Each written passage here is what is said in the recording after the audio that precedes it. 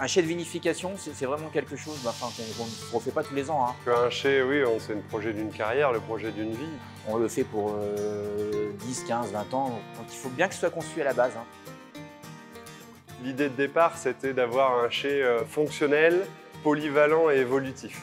L'ancien était devenu beaucoup trop petit, construit pour 15 hectares et on en vinifiait 35 à la fin dedans. Mon vignoble familial a une croissance assez importante ces dernières années. On va rééquiper la performance du chai pour lui donner une capacité allant entre 2500 et 3000 hectos jour vinifié rentré. C'est le projet de ma vie, hein. Voilà, c'est le gros projet de ma carrière. Voilà. Donc celui-là, il ne faut pas le rater, quoi. Voilà. On a travaillé à plusieurs têtes, donc la conseillère en prévention, mais aussi en intégrant toute l'équipe pour vraiment avoir le plus de têtes pensantes.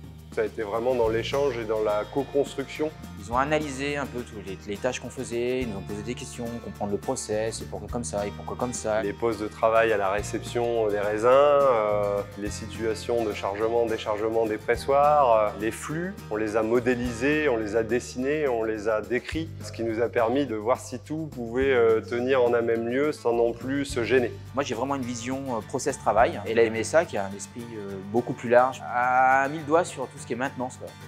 Truc très basique, on a une grosse pompe à vendange dans un trou, je fais comment pour la sortir? On a encore apporté beaucoup de modifications sur l'emplacement des passerelles, l'emplacement des postes de travail, des portes, des arrivées d'eau, des éviers et compagnie, qui peuvent paraître anodins, mais qui sont vraiment très importants pour ne pas gêner le flux principal.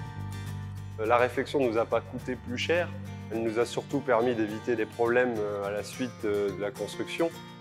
Maintenant, il y a un nouveau site lancé par la MSA qui s'appelle Mon Projet de Chai, qui est là pour aider les vignerons, les viticulteurs, pour qu'ils commencent à avoir une réflexion sur un futur investissement et que cet investissement soit réussi. Le site internet permet en toute autonomie de pouvoir se poser les bonnes questions le plus tôt possible dans son projet. C'est très intéressant parce que ça vient poser des questions que naturellement on ne pourrait pas se poser.